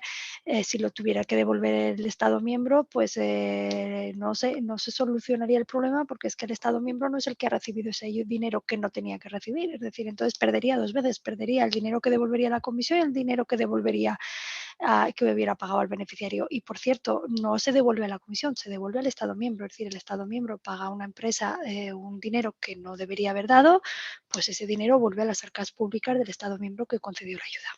Sí, y nada más. Eduardo, no sé si tú, pero si no, esa es la respuesta. Nada que añadir, la respuesta perfecta. Perfecto. Había después dos preguntas que en cierta forma eran coincidentes y nos comentaban que a ver si la ejecución de fondos provenientes del mecanismo de recuperación y resiliencia mediante convocatorias de subvenciones, ¿no? Que como sabemos es un instrumento muy habitual de ejecución, se deberá analizar cada actuación para ver si es susceptible de ser considerada ayuda de Estado o si podemos considerar directamente que nos encontramos inseridos en el marco temporal COVID o incluso en el marco temporal Ucrania. No. Toda medida que caiga bajo, toda inversión o que sea parte del Plan Nacional de Recuperación y Resiliencia, del Mecanismo de Recuperación y Resiliencia, se tiene que analizar en función de la normativa de ayudas. Y ahí hay un elemento, en fin, que puede ser, como espero haber explicado en la presentación, puede ser en la base de compatibilidad, puede ser el marco temporal de Ucrania, un poco complicado porque en realidad el marco temporal de Ucrania es algo con posterioridad al mecanismo de recuperación y resiliencia, es decir, el objetivo del mecanismo es permitir la recuperación de las empresas de la crisis causada por el COVID, pero no se puede excluir que se pudiese utilizar el mecanismo, el marco ucraniano, pero bueno, las otras bases de compatibilidad más probables serán el marco temporal de COVID o cualquiera de las otras bases de compatibilidad. pero en todo caso es necesario analizarlo y ver si están cubiertas por el mismo. Y ahí quizás una pequeña aclaración: el marco temporal, tanto COVID como Ucrania, son marcos que exigen notificación. No se puede entender en ningún caso que una medida que caiga bajo el marco temporal o el marco Ucrania, por llamarlo así, estén directamente aprobadas, entre comillas, por la Comisión. Es necesaria una notificación previa en ambos casos. Creo que en una de las diapositivas que hemos visto antes no quedaba claro, simplemente remarcarlo: es siempre obligatorio en esos casos la compatibilidad, la notificación. Lo que permiten es, al ser mucho más amplios, conceder más ayuda con unos criterios de compatibilidad bastante flexibles, por no decir extremadamente flexibles. Bueno, tomamos nota, sobre todo de esta obligación de notificación que, bueno, que al final hay que tenerla siempre presente, ¿no? Hay otra cuestión relacionada con la exposición de María, que considera que puede deducirse que una convocatoria de subvenciones puede regirse simultáneamente por el marco temporal nacional y por los reglamentos de ayudas de Estado, minimis o excepción de categoría. ¿Es correcta esta interpretación? A ver, nuevamente un poco lo que dice mi compañero. A ver, se pueden dar ayudas por muchas razones, ¿no? Se pueden dar ayudas por el Reglamento General de Excepciones por categorías, digamos, por ejemplo, no sé, ayuda a la formación, ¿no? Y se puede dar una ayuda de minimis, que es ayuda un poco a fondo, bueno, es una ayuda de menor cantidad y no hay que justificar mucho. Y se puede dar a la vez una ayuda bajo el marco de crisis de Ucrania, ¿no? Entonces, que el Estado miembro decide sacar una convocatoria de subvenciones que cubra todas esas posibilidades, pues yo creo que a nosotros no nos cambia mucho la cosa. El tema es que hay tres distintos regímenes de ayudas. Habrá uno que es el Reglamento General de Exención por categoría, que no hay que notificarlo. Hay una cubierta por minimis, que no hay que notificarlo porque para eso son exenciones por categoría. Y habrá una parte que es la que está cubierta, cuya base jurídica es el marco de crisis ucraniano, que habrá que notificar. Entonces nosotros, Comisión, cuando recibamos esa notificación, no nos vamos a pronunciar ni sobre el Reglamento General de Exención por categoría, ni sobre el de minimis. Nos pronunciaremos únicamente por la parte del derecho nacional o de la convocatoria nacional que hable del temporary framework. Yo lo que quería decir, que no sé si me he explicado bien, es que son acumulables, es decir, bueno, eso es discrecionalidad del Estado miembro. A lo mejor dicen, bueno, yo por minimis quiero dar esta cantidad y esta otra cantidad por el marco ucraniano. Pues muy bien. Pues muy bien, entonces tienen bases jurídicas distintas, nosotros haremos el análisis jurídico distinto y eso es todo. Yo lo que me refería es a un tema de acumulación en cuanto a cantidades de ayuda, que se puede sumar la ayudita, un poco de ayuda sobre esta base jurídica, un poco de ayuda sobre esta otra base jurídica y un poquito de ayuda sobre esta otra base jurídica. Eso es lo que para nosotros es acumulación. Que lo sacan todo en una convocatoria nacional única o no, pues eso ya es discrecionalidad absoluta del Estado miembro. Gracias. Hay otra pregunta relacionada con los beneficiarios de las ayudas, ¿no? Que nos comentan que los beneficiarios fueran entidades públicas o empresas públicas. ¿Sería de aplicación todo el régimen de ayudas de Estado, minimis, etcétera? ¿Las fundaciones se considera que realizan una actividad económica? Pues, espera, Eduardo. Gracias, María. Sí. De nuevo, como decía al principio, para ser beneficiario de ayuda de Estado tenemos que hablar de una empresa. Pero una empresa en sentido de ayuda de Estado se refiere a toda entidad que realiza una actividad económica. Entonces, si la fundación realiza una actividad económica, se puede considerar una empresa. Si hablamos de un organismo público, hablar incluso del propio Estado miembro, de una administración pública o una empresa pública o una rama, una sección de una determinada administración pública realiza una actividad económica, se le podría aplicar la normativa de ayuda de Estado.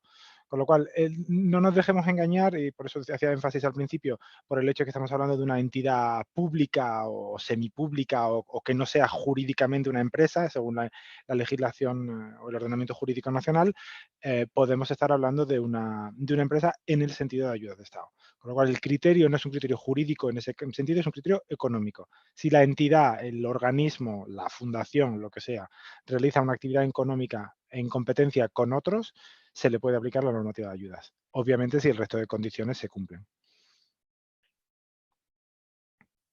Perfecto, gracias. Había otra pregunta mencionada con el tiempo que tarda la Comisión Europea en general en contestar. Es decir, cuando el operador administrativo que está preparando su convocatoria de oposición está planificando, ¿no?, en estos plazos tan cortos con los que estamos moviéndonos ahora de ejecución, ¿en qué ámbito temporal se podría mover?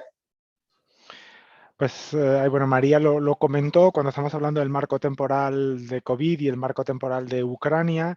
Las decisiones han ido muy rápidas, extremadamente rápidas. En ocasiones estamos hablando de días, 2, 3 semanas a lo sumo. Cuando hablamos de una notificación, digamos, normal, como comentaba yo al principio, una vez la notificación está completa, el plazo jurídico al que estamos obligados es de 2 meses desde la notificación completa. Pero la que decide si una notificación está completa o no es la Comisión Europea. Si necesita información, se le solicita al Estado miembro y el plazo de 2 meses empieza a contar a partir de la recepción de esa información. Entonces, siendo muy franco con la audiencia, creo que no se puede dar una respuesta. Me encantaría decir que a partir del momento en que nos llega la primera notificación son 2 meses, ocurre no frecuentemente. ¿Por qué? Porque bueno, los Estados miembros no siempre proporcionan la información que necesitan o proporcionan información a lo mejor contradictoria por errores, en fin, la causa es irrelevante, pero en muchas ocasiones la Comisión solicita información. Y al final el periodo de 2 meses normalmente se suele prolongar. Si la notificación, como digo, es perfecta, es de libro, es un tema quizás sencillo donde no hay mucho conflicto, se puede hacer en 2 meses, pero si no suele tardar un poco más. Y si el tema es muy complicado, puede llevar más tiempo. Ahora, por eso recomendamos muy encarecidamente la prenotificación. En la prenotificación no se computan los plazos, hasta que no hay una notificación formal no comienza, pero nos permite, sin tener que formalizar todo a través de cartas o a través o sea, ponerlo por escrito, nos permite coger el teléfono, hablar directamente con el funcionario encargado o con la entidad que se encarga, entender por dónde van, explicar qué falta, qué no hace falta y realizar ese intercambio de información de manera informal por adelantado, de momento que cuando esté todo completo se realiza la notificación y entonces sí, la decisión puede tomar 2 meses. Con las prenotificaciones tengo que decir si somos más rápidos, precisamente porque es mucho más informal, nos permite hablar de tú a tú, pero bueno, aún así llevan un tiempo realizarlas, también porque la comisión tiene que establecer prioridades y en este momento, hasta ahora, sobre todo con todo lo que hemos tenido por el tema del COVID y el marco temporal, pues bueno, así la prioridad era obviamente aprobar esas medidas. Ahora sí, efectivamente el marco temporal expira el 30 de junio, como está inicialmente previsto, debería liberarse un poco de capacidad para poder acelerar otras cosas como las notificaciones. De acuerdo, gracias. Bueno, creo que con el resumen de cuestiones que hemos ido realizando ahora hemos dado respuesta prácticamente a todas las preguntas que se habían planteado. No, ha entrado una final, una última pregunta. Os la leo, porque veo que va referida a la instrucción de la Comunidad Autónoma, la 1/2021, que en el punto 3.2, Félix, imagino que estaba dirigida a ti. El punto 3.2 de la instrucción 1/2021 expone que no estarán sujetas a obligación de notificación previa los proyectos de ayudas que se acojan a alguno de los reglamentos aprobados por la Comisión, haciendo uso de las atribuciones que le concede el Reglamento 2015-1588. Los fondos Next Generation que se contemplan en el Plan Estratégico Autonómico de la Comunidad Autónoma del 4 de octubre se incluyen en este punto, deben comunicarse también. Creo que es una pregunta que va vinculada a, es decir, en la Comunidad Autónoma se aprobó una estrategia de inversiones de carácter general en el marco del Gobierno y en ejecución de estas inversiones se están realizando actuaciones con fondos MRR. ¿De acuerdo? El hecho de estar declarados como proyectos estratégicos y estar incluidos en el anexo 2, que incluye el acuerdo de Consejo de 4 de octubre de 2021, exime de determinadas tramitaciones administrativas a efectos internos, es decir, se considera que una subvención está incluida en el plan estratégico de subvenciones por el hecho de haber sido declarada como estratégica en este acuerdo o se exime de autorización y disposición del gasto en Consejo para los límites de cuantía establecidos en la normativa. Este plan estratégico a priori no tiene efectos en relación con la normativa de ayudas de Estado, que es una normativa que proviene de la Comisión Europea y por ello no se exime de ninguna notificación ni de ninguna comunicación a la Comisión por el hecho de que una determinada actuación esté incluida como proyecto estratégico en nuestro plan. El plan puede tener efectos internos, dijéramos, pero no de cara a la Comisión Europea. No sé si, Félix, quieres comentar algo más respecto a la notificación, pero entiendo que sería de aplicación la instrucción 1/2021 en su totalidad, en estos casos igualmente. Sí, bueno, pues lo has explicado perfectamente, Marta. Es decir, el hecho de ser declarado estratégico un proyecto no exime al cumplimiento de todas las obligaciones que se deriven de la normativa de ayudas de Estado. Es decir, que no condiciona absolutamente en nada que esté incluido en el plan de inversiones estratégicas y se aplicaría exactamente lo mismo a cualquier otro proyecto de ayudas que no fuera declarado estratégico o no estuviera en ese plan de inversiones. Así es. Marta, Félix, si puedo intervenir, entiendo, no conozco la instrucción 1/2021, pero viendo la pregunta tal y como se ha planteado en el chat, entiendo que la referencia al reglamento 2015-1588, que es el reglamento de implementación, lo que se refiere es a los reglamentos aprobados por la Comisión que no exijan notificación, los reglamentos de exención. Entonces, si estamos hablando de una medida que está sujeta por un reglamento, que está cubierta por un reglamento de exención, por ejemplo, el Reglamento General de Exención por Categorías, en ese caso, obviamente, no es obligatoria la notificación a la Comisión. Entiendo que quizás, como decíais vosotros, el hecho de que sea estratégico o no excluye el análisis de ayudas, pero entiendo que la pregunta, al hacer referencia a ese reglamento, es el reglamento 2015-1588, es el que permite a la Comisión adoptar reglamentos de exención que no obligan que permitan la no notificación.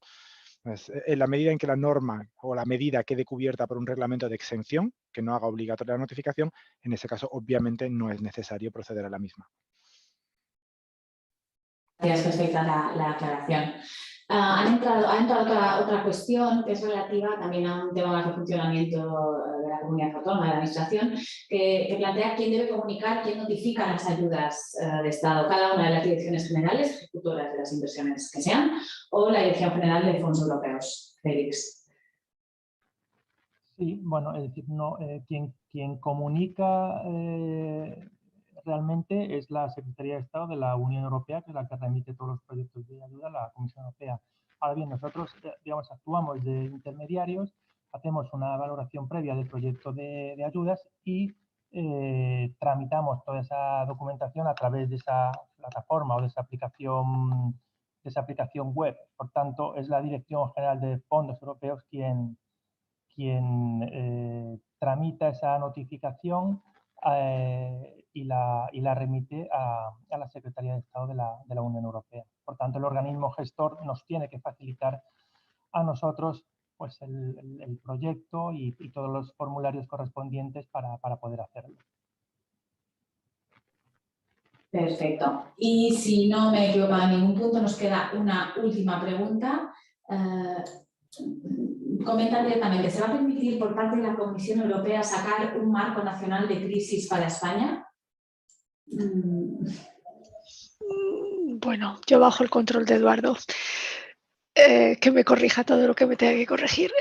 A ver, es que eso no lo decide la Comisión Europea. Nosotros hemos ofrecido una posibilidad jurídica que es la del marco temporal de crisis y ahora qué medidas, qué tipo de medidas y cómo lo quiere ejecutar el Estado miembro, eso es un poco responsabilidad del Estado miembro. Yo creo que los marcos nacional, yo entiendo que es lo que ellos llaman un régimen paraguas, ¿no? Un amplio que cubra todo, que cubra una sección o dos o tres secciones del marco temporal de crisis y que no cubra solamente una región o una comunidad autónoma, sino todo el reino de España, pues yo creo que eso es más eficiente para todos, ¿no? Si hay un régimen que cubre todas las comunidades autónomas y todas las secciones, o eso, obviamente esas decisiones al ser muy grandes pues tienen más dificultad jurídica, ¿no? Pero en principio no iría mal. Yo creo que en la medida de que esté claro lo que se esté notificando, pues no pasa nada.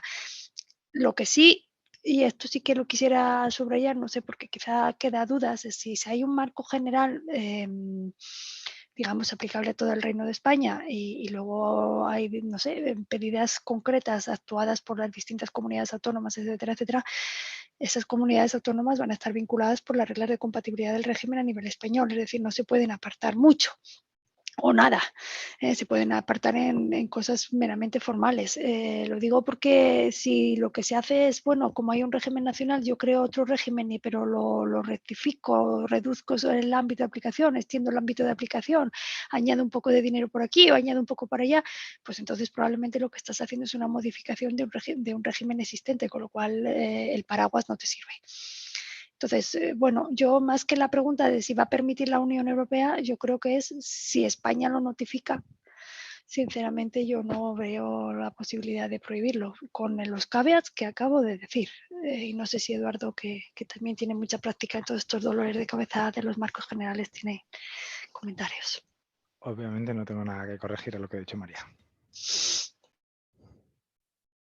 Bueno, pues excepto que alguno de los ponentes quiera realizar algún otro comentario o aclaración, no sé si es el caso. Yo simplemente quería reiterar un poco lo que comenté al principio, porque entendí precisamente ayer en esa discusión que mencionaba que es un punto importante. Entiendo y comprendo un poco el miedo a las ayudas, entiendo el interés en que no estemos ante una medida que constituya ayuda y obviamente es preferible, pero también me gustaría pasar el mensaje, sobre todo el Reglamento General de Exención por Categorías. Es un texto largo, un poco complejo, un poco para el no iniciado, un poco difícil de entender, con un poco de ayuda probablemente o posiblemente desde la Secretaría General o la Dirección General que corresponde a la Administración Balear, enfatizar el tremendo uso que se puede dar al Reglamento General de Exención por Categorías, que permite, con un cumplimiento de unas normas relativamente sencillas o bastante sencillas, porque al final hay que irse únicamente a la sección relevante, pues con un poco de ayuda se pueden incluir dentro del reglamento muchísimas medidas que son ayudas que no exigen notificación, con lo cual se pueden implementar de manera muy rápida. De nuevo, quiero imaginar, obviamente no conozco la realidad balear en detalle, pero quiero imaginar que en un territorio relativamente pequeño, con un presupuesto que no debe ser comparable obviamente al presupuesto nacional, habrá gran cantidad de medidas, si no la práctica totalidad, que en la medida en que constituyan ayudas pueden entrar bajo el Reglamento General de Exención por Categorías. Así que básicamente animaros a tratar de reflexionar y de pensar en qué medidas se pueden englobar dentro de este reglamento, porque probablemente os facilite muchísimo la vida. A vosotros, obviamente, y al resto de gestores de fondos. Perfecto, tomamos nota. Ha entrado una última cuestión, pero diría que ya la ha contestado Félix antes, cuando nos comentan otra vez en cuanto a la ejecución de inversiones previstas en el plan de recuperación, transformación y resiliencia, quién comunica las ayudas de Estado. Es la Dirección General de Fondos Europeos, en todos los casos, sin diferenciar el fondo que sea, ¿no? Es una competencia que ejecutan ellos directamente.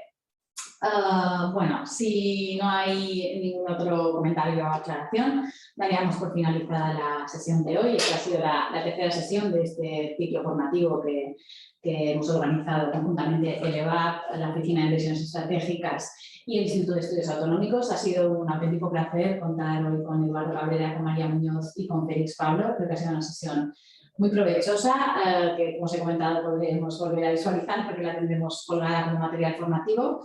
Y os emplazamos a todos el próximo 25 de abril, que será la siguiente sesión, y que irá centrada en lucha contra el fraude y otros de los principios básicos en la aplicación y la implementación de fondos europeos. Muchísimas gracias a todos y nos vemos a la próxima. Hasta pronto. Adiós. Gracias, adiós. Adiós.